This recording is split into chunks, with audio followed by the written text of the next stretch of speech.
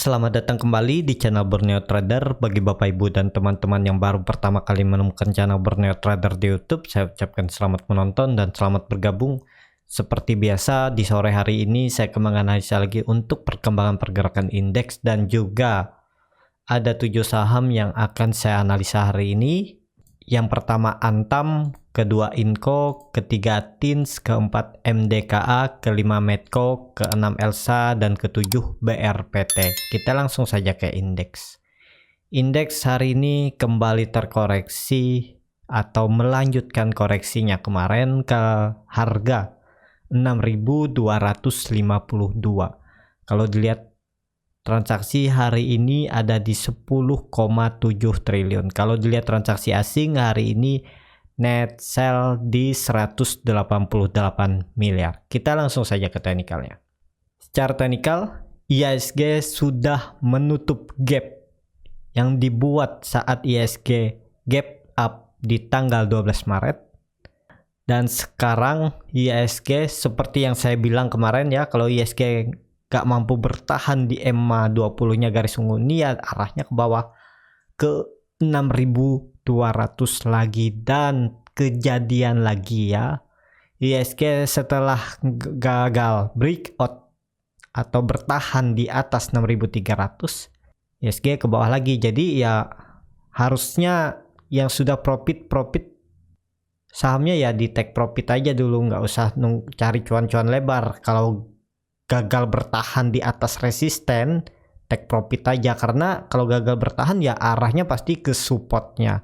Jadi seperti itu untuk IHSG. Besok sepertinya masih bisa melanjutkan penurunan ya, semoga membuat ekor aja lah ya, atau shadow menutup gap, karena ini ada gap juga di 10 Maret IHSG naik dengan membuat gap ya, gapnya ada di 6.200, di bawah ada gap juga di 6.150, tapi sepertinya itu nggak akan disentuh. Yang penting IHSG bertahan di atas 6.200, karena di daerah 6.200 juga ada EMA 60 ya, garis hitam ini yang menjaga. EMA 60 nya ada di 6.232, tapi potensi untuk besok IHSG bisa menutup gapnya ini dengan membuat ekor. Semoga membuat doji seperti ini bisa juga dia ya. Hari ini IHSG turun dengan volume, jadi harusnya masih bisa ke bawah karena MACD-nya sudah membentuk dead cross juga, dan bar chart di bawah 0 makin dalam. Jadi potensi untuk besok IHSG sepertinya akan lanjut turun. Apakah ada perlawanan di daerah support? Ya besok dilihat ya. Kalau nanti ada perlawanan di daerah support ya bisa buy on weakness saham-saham yang sudah di support kuatnya. Jadi seperti itu untuk IHSG. Wait and see aja dulu di open market, nanti udah 15-20 menit market berjalan baru pilih saham atau screening saham-saham yang bagus ya. Seperti itu aja untuk IHSG. Kita langsung saja ke saham pertama. Ada Antam yang di hari ini ditutup di harga 2.270, naik 0,44%. Kalau dilihat transaksi asing masih net buy, cukup signifikan juga nih selama 2 hari asing net buy. Kalau dilihat dari broker summary-nya, Antam memang lagi didistribusi. Kita langsung saja ke teknikalnya. Secara teknikal Antam sepertinya ya akan mempertahankan supportnya di 2.220. Dan hari ini Antam membuat candle hammer ya, dan rejection dari 2.220 ya. Low-nya hari ini ada di 2.220.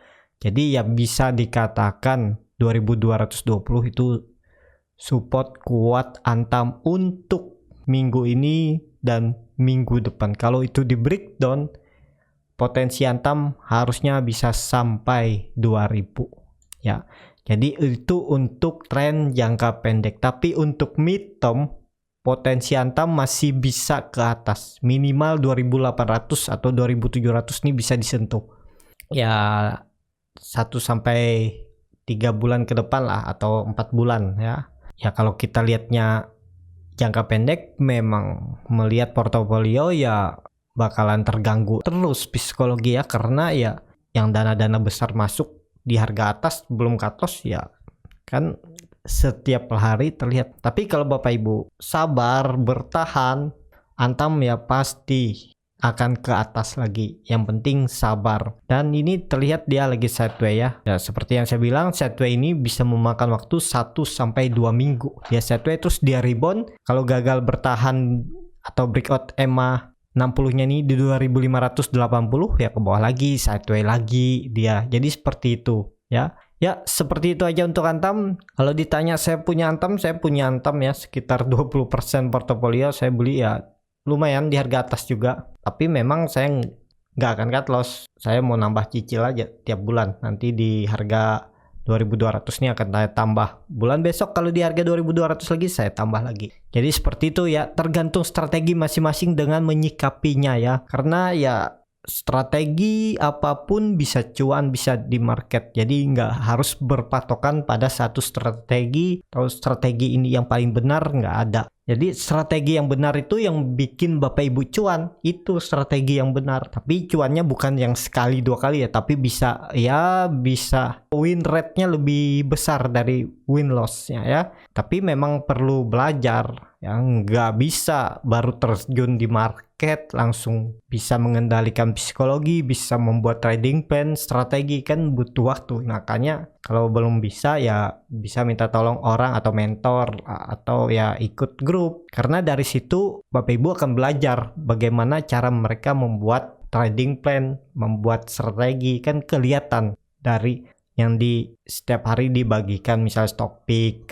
Jadi seperti itu ya. Memang harus belajar, nggak ada cara lain. Dengan psikologinya harus bagus ya. Memang ya saya bilang perlu waktu lah. Nggak mungkin 1-2 bulan, 3-6 bulan bisa ya. Minimal 1-2 tahun baru mulai membaik atau psikologinya mulai terjaga ya. Seperti itu aja untuk Antam. Kita langsung saja ke saham kedua, ada Inco yang di hari ini tutup di harga 4.500, terkoreksi 0,44%. Kalau dilihat transaksi asing masih net sell. Kalau dilihat dari broker summary-nya, Inco memang lagi didistribusi oleh broker asing, ada Morgan Stanley, JetPay, ini Maybank Kim, Credit Suisse, dan JP Morgan. Kita langsung saja ke teknikalnya. Secara teknikal Inco sama masih sideways di area support kuatnya ya saya bilang ya di 4.340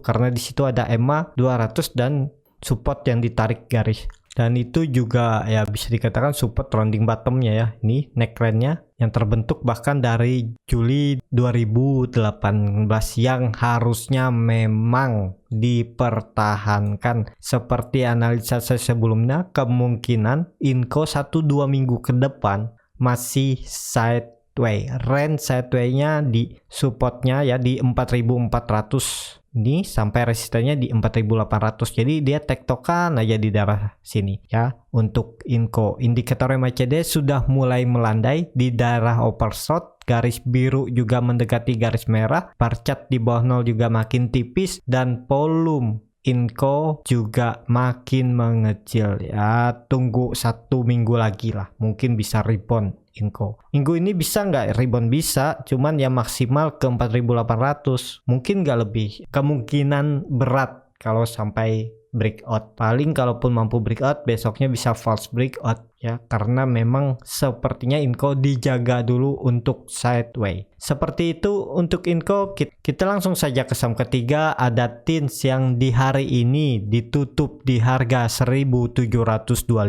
terkoreksi 2,81%. Kalau dilihat transaksi asing, TINS net buy asing. Kalau dilihat dari broker summary-nya, TINS didistribusi ya. Nih nilai merahnya lebih besar dari nilai yang warna hijau. Kita langsung saja ke teknikalnya. Secara teknikal, TINS ya rawan juga.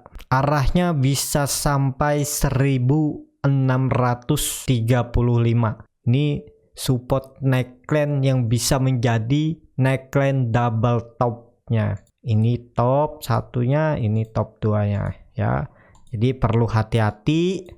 Kalau sampai breakdown dari 1600 ya, toleransinya 1600, kalau itu dijebol dan nggak bisa naik lagi, arah tin bisa sampai 1200. Tapi kalau 1600 dipertahankan, kemungkinan besar tin akan sideways dulu di range harga ini ya. Supportnya di 1640, resistennya di daerah nih, kalau saya lihat di 1850 ya, resistennya di 1850. Jadi pergerakan CINS akan bergerak di range sini aja. Kalau ditarik trend upside-nya lumayan juga di 12%, jadi ya bisa profit sekitar 8-9%. Jadi untuk CINS bagaimana? Kalau saya tunggu di daerah 1650 baru buy. Bisa nggak buy di harga sekarang? Bisa, cuman agak dalam kalau mau cut loss. Karena cut lossnya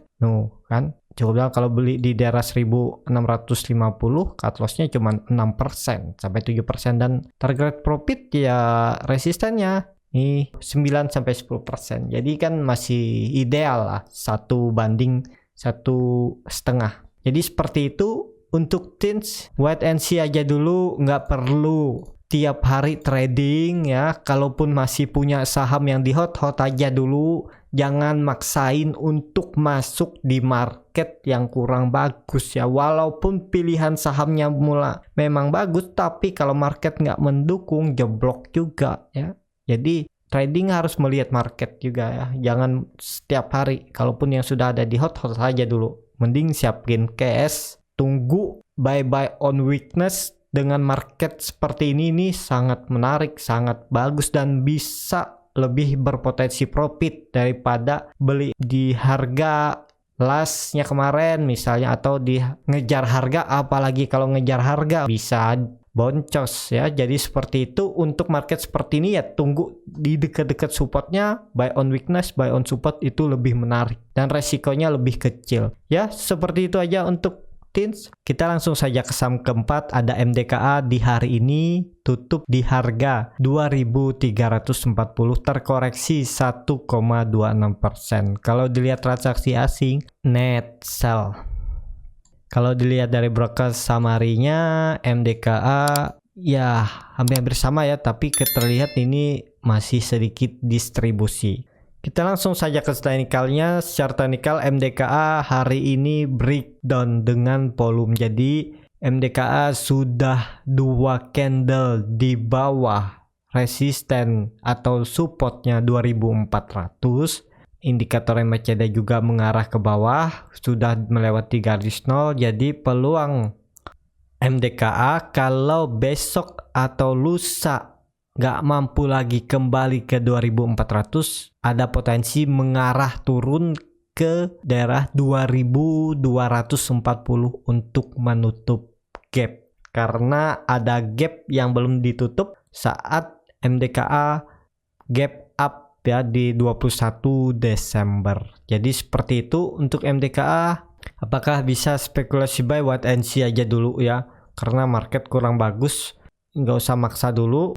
Walaupun sudah jebol support ya harusnya wait and see ya, nggak bisa. Kecuali MDKA besok atau lusa kembali ke atas, bisa buy on breakout dari 2400, bisa cut loss kalau turun dari low-nya hari ini. Misal low-nya hari ini ada di 2310, jadi cut loss kalau turun dari 2290, bisa seperti itu ya. Seperti itu aja untuk MDKA. MDKA juga akhirnya jebol support sideways-nya yang terbentuk dari 21 Desember. Pernah jebol kok berapa kali ya. Ini satu kali di 28 Januari, tapi besoknya dia naik. Nah, jadi ini toleransinya 2 hari. Besok atau lusa kalau nggak bisa kembali ke atas ya bisa arahnya menutup gap. Bisa buy on weakness, bisa di daerah gapnya ini aja, buy aja. Kalau dia mendekati 2220, buy. Kalaupun harus turun lebih dalam ya cut loss saja, nggak ada cara lain. Kalau nggak mau cut loss bisa nggak ya? Bisa, tapi harus siap kalau dibawa sampai